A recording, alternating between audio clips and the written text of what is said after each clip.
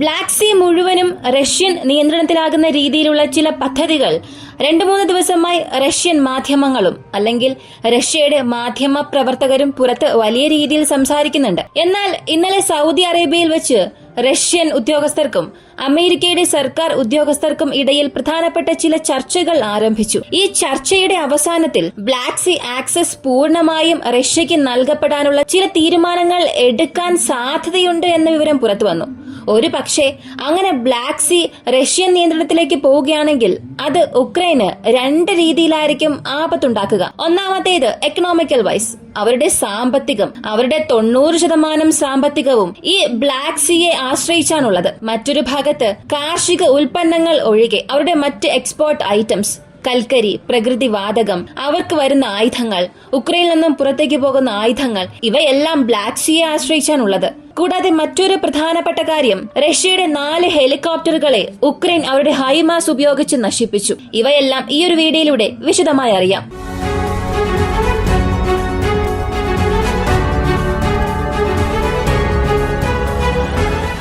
കേഴ്സ്കിനെ കുറിച്ചുള്ള ചില അപ്ഡേറ്റ്സ് ആദ്യം അറിയാം. അവസാനമായി വന്ന അപ്ഡേറ്റ് അനുസരിച്ച്, അതായത് 2025 മാർച്ച് മാസം 24 വരെയുള്ള മാപ്പ് നോക്കിയാൽ ഉക്രൈൻ നിയന്ത്രണത്തിലുള്ള പ്രദേശങ്ങൾ ആ 70-80 സ്ക്വയർ കിലോമീറ്റർ അത് അങ്ങനെ മെയിൻറ്റെയിൻ ആകുന്നുണ്ട്. ഉക്രൈൻ മാധ്യമങ്ങൾ ഇപ്പൊ പുറത്തുവിടുന്ന ചില വാർത്തകൾ നോക്കിയാൽ ട്രംപ് ഒരു വശത്തും പുടിൻ ഒരു വശത്തും തെറ്റായ വാർത്തകളാണ് പുറത്തുവിടുന്നത്. അതായത് ഇവർ പുറത്തുവിടുന്ന ഈ വാർത്തകൾ നോക്കിയാൽ ഉക്രൈൻ സൈനികരെ ഇപ്പോഴും റഷ്യ ചുറ്റി വളഞ്ഞിട്ടില്ല. ഉക്രൈൻ സൈനികരെ പുറത്തേക്ക് പുഷ് ചെയ്യുന്ന അവരുടെ ആ ഒരു പദ്ധതി, ഈ പദ്ധതിയെ അവർ ചുറ്റി വളഞ്ഞു എന്നുള്ള രീതിയിൽ തെറ്റായ രീതിയിൽ വാർത്തകൾ പുറപ്പെടുവിക്കുന്നു. ഇത് കാരണം സൈക്കോളജിക്കൽ ഇമ്പാക്ട് റഷ്യ ഉക്രൈൻ യുദ്ധത്തിൽ അധികമാകുന്നുണ്ട്. ഇങ്ങനെയാണ് ഉക്രൈൻ മാധ്യമങ്ങൾ പറയുന്നത്.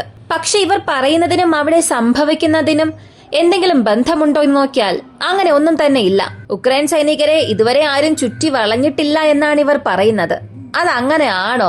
അവിടെ നടക്കുന്ന സംഭവങ്ങൾ ഇവർ പറയുന്നതുമായി മാച്ച് ആകുന്നുണ്ടോ എന്ന് നോക്കിയാൽ ഇതൊക്കെ ഇവർ ചെയ്യുന്ന സൈക്കോളജിക്കൽ വാർഫെയർ മാത്രമാണ്. ഇവർ പറയുന്നതിൽ ഒരു കാര്യം സത്യമാണ്, ഉക്രൈൻ സൈനികരെ റഷ്യ മുഴുവനായും ചുറ്റി വളഞ്ഞിട്ടില്ല. കാരണം ഈ 70 സ്ക്വയർ കിലോമീറ്ററിനെ 2ആയി അവർ വിഭജിച്ചു. ഇതിനെക്കുറിച്ച് നമ്മൾ ചില ദിവസങ്ങൾക്ക് മുൻപ് മാപ്പിലൂടെ എക്സ്പ്ലെയിൻ ചെയ്തതാണ്. അങ്ങനെയുള്ള പ്രദേശങ്ങളെ മുഴുവനായും ചുറ്റി വളഞ്ഞിട്ടില്ല. പകരം അവസാനത്തെ ഈ ഒരു മാപ്പ് നോക്കുക. ഇത് നോക്കിയാൽ മനസ്സിലാകും, 95%-ലധികവും റഷ്യ പിടിച്ചെടുത്തു. ഇതിൽ പിടിച്ചെടുത്ത പ്രദേശങ്ങളിൽ പോലും ഉക്രൈൻ സൈനികർ ഇപ്പോഴുമുണ്ട്. അതായത് ഈ നീല നിറത്തിലുള്ള പ്രദേശങ്ങളിൽ മാത്രം അല്ല ഉക്രൈൻ സൈനികർ ഉള്ളത്. ഈ കേഴ്സ് പ്രദേശത്ത് എത്രത്തോളം പ്രദേശങ്ങളാണോ റഷ്യ പിടിച്ചെടുത്തത് അവിടങ്ങളിലെല്ലാം ഇപ്പൊ ഉക്രൈൻ സൈനികർ ഉണ്ട്. ജനങ്ങളുമായി കലർന്ന് ഇപ്പോഴും ഒരുപാട് സ്ഥലങ്ങളിൽ ജീവിക്കുന്നുണ്ട്. പഴയ ഈ ഗോത്രവർഗക്കാർ മരങ്ങളെല്ലാം വെട്ടി ചെറിയ ചെറിയ കൂടാരങ്ങൾ നിർമ്മിച്ച് താമസിക്കും. അതുപോലെ അവിടെ ലഭിക്കുന്ന ചില മരക്കട്ടകളും കഷ്ണങ്ങളും ഒക്കെ ഉപയോഗിച്ച് ചിലർ ചില കൂടാരങ്ങൾ പണിത് താമസിച്ചിരുന്നു. അങ്ങനെയുള്ള ചില ഉക്രൈൻ സൈനികരെ ഒറ്റ സ്ഥലത്ത് നിന്നും റഷ്യ പിടിച്ചെടുത്തു. ഇങ്ങനെ ഉക്രൈൻ സൈനികർ ഇപ്പോഴും പല സ്ഥലങ്ങളിൽ ഒളിച്ചിരിപ്പുണ്ട്. അവരുടെ എണ്ണം അധികമാകുന്നുണ്ട്. കാരണം അവർക്ക് പുറത്തേക്ക് കടക്കാൻ മറ്റു മാർഗമോ വഴികളോ ഇല്ല. വലിയ ഒരു ഓപ്പണിംഗ് ഉണ്ടായിരുന്നെങ്കിൽ അവർ തീർച്ചയായും ഉക്രൈനിലേക്ക് തിരികെ വരുമായിരുന്നു. അപ്പോ ഉക്രൈൻ മാധ്യമങ്ങൾ സത്യം പുറത്തു പറയാൻ ഒരല്പം വിസമ്മതിക്കുന്നുണ്ട്. ഇങ്ങനെ പ്രശ്നം ഒരു വശത്തേക്ക് പോകുമ്പോൾ അടുത്ത് Mi-8 ഹെലികോപ്റ്റർ, റഷ്യയുടെ K-52 അറ്റാക്ക് ഹെലികോപ്റ്റർ എലിഗേറ്ററും നശിപ്പിച്ച വാർത്ത നമുക്കറിയാം. യഥാർത്ഥത്തിൽ സംഭവിച്ചത് റഷ്യയുടെ ബെൽഗറോഡ് പ്രദേശത്ത് ഒരു ടെമ്പററി എയർ സ്ട്രിപ്പ് ഉണ്ടായിരുന്നു. അതായത് പ്രധാനമായും റീഫ്യൂവലിംഗ് ചെയ്യുന്നതിനും ആംസ് എൻഗേജ്മെന്റിനും യുദ്ധ സാഹചര്യത്തിൽ പെട്ടെന്ന് ഹെലികോപ്റ്ററുകൾക്ക് ആവശ്യമായ ബോംബുകൾ കയറ്റുന്നതിനും ആയുധങ്ങൾ നൽകുന്നതിനും അവിടെയായി ടെമ്പററി ഹെലിപാഡ്സും ടെമ്പററി റൺവേസും ഷെഡ്സും നിർമ്മിച്ചിരുന്നു. അങ്ങനെയുള്ള സ്ഥലങ്ങളിൽ നിർത്തിവച്ചിരുന്ന 4 റഷ്യയുടെ ഹെലികോപ്റ്ററുകളെ നശിപ്പിച്ചു. ഇതിൽ 2 Ka-52 അറ്റാക്ക് ഹെലികോപ്റ്റർ, 2 Mi-8 സീരീസിലുള്ള ട്രാൻസ്പോർട്ട് ഹെലികോപ്റ്റർ. ഇതിന്റെ മുഴുവൻ ചിലവ്, ഈ ഒറ്റ അറ്റാക്കിൽ റഷ്യക്ക് എത്രത്തോളം നഷ്ടം സംഭവിച്ചു എന്ന് നിങ്ങൾ ചോദിച്ചാൽ 52 മില്യണാണ് വെറും 40 സെക്കൻഡിനുള്ളിൽ റഷ്യക്ക് സംഭവിച്ച നഷ്ടം. അതും ഉക്രൈൻ കാരണം. ഒരു Ka-52 എലിഗേറ്റർ ഹെലികോപ്റ്ററിന്റെ വില എക്സ്പോർട്ട് ചെയ്യുന്ന വില $US മതിപ്പിൽ നോക്കിയാൽ 16 മില്യണിലധികമാണ്. ഇതിന്റെ 2 എയർക്രാഫ്റ്റ് ഉണ്ട്. കൂടാതെ MI-8 ഇതിന് ഓരോന്നിനും ഏകദേശം 10 മില്യണോളം വരും. എല്ലാം ചേർത്താൽ 52 മില്യൺ വരുന്നുണ്ട്. ഈ അറ്റാക്ക് ഇവർ എങ്ങനെ കൃത്യതയോടുകൂടി ചെയ്തു എന്ന ഒരു ചോദ്യം വരാം. കാരണം ഉക്രൈൻ അമേരിക്കയുടെ ഇന്റലിജൻസ് ഇൻപുട്ട് എല്ലാം ഇപ്പോൾ ലഭിക്കുന്നുണ്ട്. ഇത് മുഴുവനായും പൂർണ്ണമായും ചെയ്തത് അമേരിക്കയുടെ ഇന്റൽ സഹായത്തോടുകൂടി മാത്രമാണ്. അതിന് പ്രധാനപ്പെട്ട കാരണം ഉക്രൈന്റെ സ്പെഷ്യൽ ഓപ്പറേഷൻ യൂണിറ്റ് HUR എന്ന ഡയറക്ട് സ്പെഷ്യൽ യൂണിറ്റും കൂടെ തന്നെ ഉക്രൈന്റെ ആർട്ടിലറി ഫോഴ്സ്, റോക്കറ്റ് ഫോഴ്സ് ഇവർ എല്ലാവരും ചേർന്നാണ് ഈ ഒരു അറ്റാക്ക് വിജയകരമായി ചെയ്തത്. അതും ഈ HUR എന്നത് നേരിട്ട് പെന്റഗൺ കമാൻഡിന് കീഴിൽ വരുന്ന ഒരു വിഭാഗമാണ്. ഇങ്ങനെ ഇന്റലിജൻസ് ഇൻപുട്ട് ഷെയർ ചെയ്യുന്നത് വഴി അമേരിക്കയെ കൊണ്ട് ഒരു വലിയ സമ്മർദ്ദം റഷ്യക്ക് നൽകാൻ സാധിക്കും. സത്യത്തിൽ ഇതാണ് യഥാർത്ഥ സമ്മർദ്ദം. എക്കണോമിക് സാങ്ഷൻസ് കാരണം അവർക്ക് ലഭിക്കാത്ത ഒരു പ്രഷർ, അല്ലെങ്കിൽ അവർക്കായിട്ടുള്ള ആക്സസ് കട്ട് ചെയ്യുക, ഇതിലൊന്നിലും നൽകാൻ കഴിയാത്ത ഒരു പ്രഷർ ഇവിടെ അസറ്റ്സിനെ നശിപ്പിക്കുന്നതിലൂടെ ഉക്രൈൻ യുദ്ധത്തിൽ റഷ്യയെ ഡയറക്റ്റ് അമേരിക്ക കൊണ്ട് പുഷ് ചെയ്യാൻ സാധിക്കും. ഈ ഹെലികോപ്റ്റേഴ്സിനെ അമേരിക്കൻ സഹായമില്ലാതെ ഉക്രൈനെ കൊണ്ട് ഒരിക്കലും നശിപ്പിക്കാൻ സാധിക്കില്ല. കാരണം അറ്റാക്ക് ചെയ്യണമെന്നുണ്ടെങ്കിൽ അവർക്ക് അത്രത്തോളം ഡാറ്റ ആവശ്യമാണ്.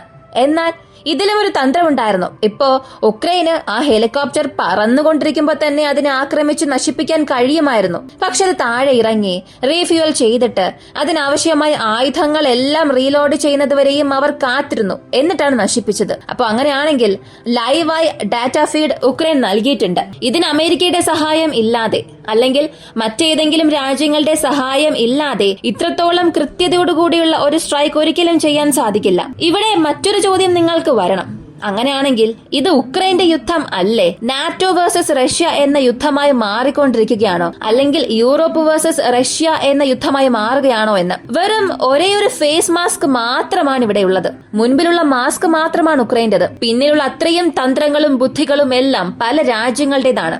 ഉക്രൈനെ ഒരു ഷീൽഡായി ഉപയോഗിച്ച് ഇവിടെ നാറ്റോയാണ് ഈ റഷ്യയുമായി ഒരു യുദ്ധം നടത്തുന്നത്. അപ്പോ ഈ സംഭവത്തിൽ എങ്ങനെ റഷ്യ റെസ്പോണ്ട് ചെയ്യാൻ പോകുന്നു, അല്ലെങ്കിൽ ഇതിന് റഷ്യയുടെ പ്രതികരണം എങ്ങനെയായിരിക്കും എന്നുള്ളത് കാത്തിരുന്ന് തന്നെ കാണാം. പ്രധാനമായും ഈ ഒരു ഹൈമാസ് അറ്റാക്കിൽ ഉപയോഗിച്ചിരിക്കുന്ന സ്പെഷ്യൽ റോക്കറ്റ് M30A2 എന്ന റോക്കറ്റാണ്. ഇതിൽ 23 കിലോ എക്സ്പ്ലോസീവ് വാർഹെഡ്സ് ഉണ്ടായിരിക്കും. എന്നാൽ ഇതിനിടയിലും ഏകദേശം 18,000 മെറ്റൽ ബോൾസ് ഉണ്ട്. മെറ്റൽ ബോൾസ് മാത്രമല്ല, ഷാർപ്നേഴ്സും ഉണ്ട്. ഇവയെല്ലാം ചേർത്ത് കംപ്രസ് ചെയ്ത് വെച്ചിട്ടുണ്ട്.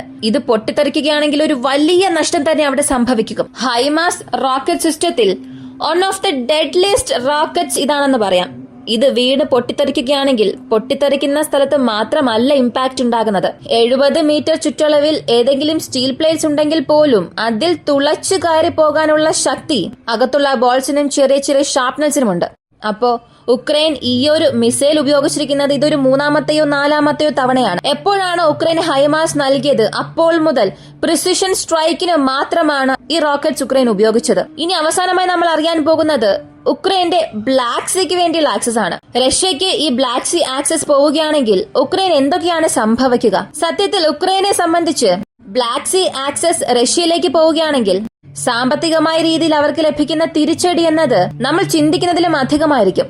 കാരണം ഉക്രൈന് ഇതിനകം ഒരു പേരുണ്ട്, ബ്രെഡ് ബാസ്ക്കറ്റ് ഓഫ് യൂറോപ്പ് എന്ന്. അതായത് ആഗോളതലത്തിൽ ഗോതമ്പ് ഉൽപാദനത്തിൽ 10% ഉക്രൈനിൽ നിന്നാണ് പോകുന്നത്.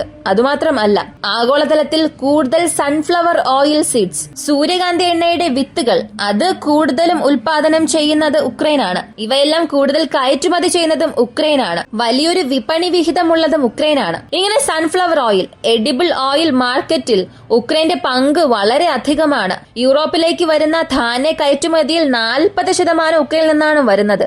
അപ്പോ ഈ 40% യൂറോപ്പിന് ആവശ്യമായ ഭക്ഷ്യ ഉൽപ്പന്നങ്ങൾ നൽകുന്ന ഉക്രൈന് ഇവയെല്ലാം കൂടുതലായും ആക്സസ് ചെയ്യുന്നത് ബ്ലാക്ക് സീ വഴിയാണ്. കാരണം കപ്പൽ പോലുള്ള ഒരു ചീപ്പസ്റ്റ് ട്രാൻസ്പോർട്ട് മെത്തേഡ് മറ്റൊന്നും തന്നെ കാണില്ല. നിങ്ങൾക്ക് റോഡ് വഴി ചരക്ക് കൊണ്ടുപോകാം, അല്ലെങ്കിൽ ആറിലൂടെ കപ്പലുകൾ ഉപയോഗിച്ച് കൊണ്ടുപോകാം. ഇപ്പോ ഉക്രൈൻ പോളണ്ടിലേക്കും അങ്ങനെയാണ് കയറ്റുമതി ചെയ്യുന്നത്. എന്നാൽ ഇതൊക്കെ വളരെ ചിലവേറിയ കാര്യമായിരിക്കും. കടലിലൂടെ ചെയ്യുന്ന ബിസിനസ് പോലെ മറ്റ് യാതൊരു ട്രാൻസ്പോർട്ടും ചീപ്പസ്റ്റ് ആവുകയില്ല. ഇപ്പോ ഉക്രൈൻ എത്രത്തോളം കൂടുതൽ ബ്ലാക്ക് സീ ഉപയോഗിച്ചുകൊണ്ടിരിക്കുന്നു എന്ന് ചോദിച്ചാൽ അവരുടെ മുഴുവൻ എക്സ്പോർട്ടിൽ പുറം രാജ്യങ്ങളിലേക്ക് എന്തെല്ലാമാണോ എക്സ്പോർട്ട് ചെയ്യുന്നത്, അതായത് ഒരു 100 രൂപയ്ക്ക് ബിസിനസ് ചെയ്യുന്നു എന്നുണ്ടെങ്കിൽ അതിൽ 90 രൂപയുടെയും ബിസിനസ് നടക്കുന്നത് ഈ ബ്ലാക്ക് സീ ആക്സസ് ചെയ്ത് മാത്രമാണ്. ശരാശരി പ്രതിമാസം 5 ലക്ഷം മുതൽ 9 ലക്ഷം മെട്രിക് ടണ്ണോളം എഡിബിൾ വസ്തുക്കൾ ഈ ബ്ലാക്ക് സീ വഴി ആക്സസ് ചെയ്താണ് സംഭവിക്കുന്നത്. എന്നാൽ ഇപ്പോൾ ഇത്രത്തോളം ബിസിനസ് നടക്കുന്നുണ്ടോ എന്ന് ചോദിച്ചാൽ അവസാനമായി 2023 ഈ ഗ്രെയിൻ എക്സ്പോർട്ട് കോറിഡോർ എന്ന ഒരു കരാർ ഉക്രൈനുമായി റഷ്യ ഉണ്ടാക്കിയിരുന്നു. അതുവഴി ഉക്രൈൻ ധാന്യങ്ങൾ പുറത്തേക്ക് കൊണ്ടുപോയി. പക്ഷെ അവിടെയും ഉക്രൈൻ മറ്റൊരു ഗെയിം കളിച്ചു. ആ കപ്പലുകളിൽ ആയുധങ്ങൾ അകത്തേക്ക് കയറ്റാൻ തുടങ്ങി. ഇത് റഷ്യ കണ്ടുപിടിക്കുകയും അപ്പോൾ തന്നെ ആ കരാറിൽ നിന്നും പുറത്തേക്ക് വരികയും ചെയ്തു. ഇപ്പോ ശരാശരി ഒരു ദിവസം ബ്ലാക്ക് സീ വഴി നടക്കുന്ന ബിസിനസ് എന്നത് 1 മില്യൺ അല്ല, വെറും 500 ടണ്ണിലും കുറവാണ്. അതും നാവൽ ഡ്രോൺസിന്റെ സഹായത്തോടു കൂടിയാണ് ചെയ്യുന്നത്. US ഡിപ്പാർട്ട്മെന്റ് ഓഫ് അഗ്രികൾച്ചർ ഇവർ നൽകിയിട്ടുള്ള ഈ ഒരു ഒഫീഷ്യൽ ഡേറ്റ നോക്കിയാൽ നിങ്ങൾക്ക് മനസ്സിലാക്കാൻ കഴിയും എത്രത്തോളം ഉക്രൈനിൽ നിന്നും ഗ്രെയിൻ എക്സ്പോർട്ട് ചെയ്യുന്നു. ഇതിന്റെ കണക്കാണ് കാണിച്ചിരിക്കുന്നത്. പക്ഷെ 2021, 2022 ഡേറ്റ മാത്രമേ ലഭിക്കുകയുള്ളൂ.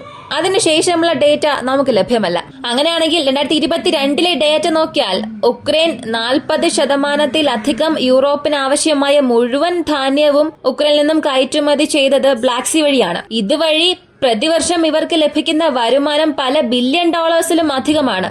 അപ്പോ റഷ്യ പൂർണ്ണമായും ഈ ബ്ലാക്ക് സീ ആക്സസ് ചെയ്താൽ ഇവർക്ക് വരുന്ന ആയുധ സഹായം എല്ലാം അവസാനിക്കും. അവരുടെ ഉൽപ്പന്നങ്ങൾ പുറത്തേക്ക് പോയി അതുവഴി ലഭിക്കുന്ന വരുമാനവും ലഭിക്കില്ല. കൂടാതെ ഈ മാപ്പ് ഒന്ന് നോക്കുക. ഇതിൽ ഡാർക്ക് ഗ്രീനിൽ കാണിച്ചിരിക്കുന്നതെല്ലാം കൂടുതൽ ഉക്രൈനിൽ ഗോതമ്പ് വിളയുന്ന പ്രദേശങ്ങളാണ്. ഇതിൽ സാബ്രോസീഷ്യ ഉണ്ട്, ഡോൺബോസ് ഉണ്ട്, അതൊരു ചെറിയ നിറത്തിൽ, ക്രീമിയുണ്ട്, ഇങ്ങനെ എല്ലാം ഉണ്ട്. ഉക്രൈനെ സംബന്ധിച്ച് 70%-ലധികവും കൃഷിഭൂമിയുള്ള പ്രദേശമാണ്. യൂറോപ്പിൽ തന്നെ ഇത്രത്തോളം ധാരാളം കൃഷി ചെയ്യുന്ന പ്രദേശം മറ്റേത് രാജ്യത്തും ഇല്ല. അതിലും ഗണ്യമായ ഒരു പ്രദേശം റഷ്യൻ കൈകളിലേക്ക് പോയി. അപ്പോ ഉക്രൈൻ എത്രയും പെട്ടെന്ന് ഒരു ഡീലിന് ഇവിടെ സമ്മതിക്കാതെ ഇതുപോലെ റഷ്യൻ പൊസിഷൻസിൽ അറ്റാക്ക് നടത്തിക്കൊണ്ടിരുന്നാൽ, അല്ലെങ്കിൽ റഷ്യക്ക് എതിരെയുള്ള ഈ ഒരു യുദ്ധം നീട്ടിക്കൊണ്ടു പോവുകയാണെങ്കിൽ വീണ്ടും വീണ്ടും അവർക്ക് തിരിച്ചടികൾ സംഭവിച്ചുകൊണ്ടേയിരിക്കും. ഇപ്പൊ കേർസ്കിൽ സംഭവിച്ച ബാറ്റിൽ അവസാനത്തിലേക്ക് വരാൻ പോവുകയാണ്. അടുത്ത ചില ആഴ്ചകളിൽ അല്ലെങ്കിൽ ചില ദിവസത്തിൽ തന്നെ ഉക്രൈന്റെ ഈ ഒരു കേർസ്ക് പരാജയമെന്ന് ഒഫീഷ്യലായി അറിയിക്കും. എന്നാൽ അതുവരെയും അവർ നൽകിക്കൊണ്ടിരിക്കുന്ന വില വളരെ അധികമായിരിക്കും. അതിനുശേഷം ഉക്രൈൻ എന്തൊക്കെ തന്നെ ചെയ്താലും അതിൽ നിന്നും ഉക്രൈന് കര കയറി വരാൻ ഒരു 3 ഡിക്കേഡെങ്കിലും ആവശ്യമായി വരും. ഈ ഒരു വീഡിയോ കുറിച്ചുള്ള നിങ്ങളുടെ അഭിപ്രായം എന്താണെന്നുള്ളത് കമന്റിൽ പറയുക. ഇങ്ങനെയുള്ള വീഡിയോസിനൊന്നും താല്പര്യമുള്ളവരാണ് നിങ്ങളെങ്കിൽ ഇപ്പൊ തന്നെ നമ്മുടെ ചാനൽ സബ്സ്ക്രൈബ് ചെയ്യുക. മറ്റൊരു വീഡിയോയുമായി വീണ്ടും കാണാം.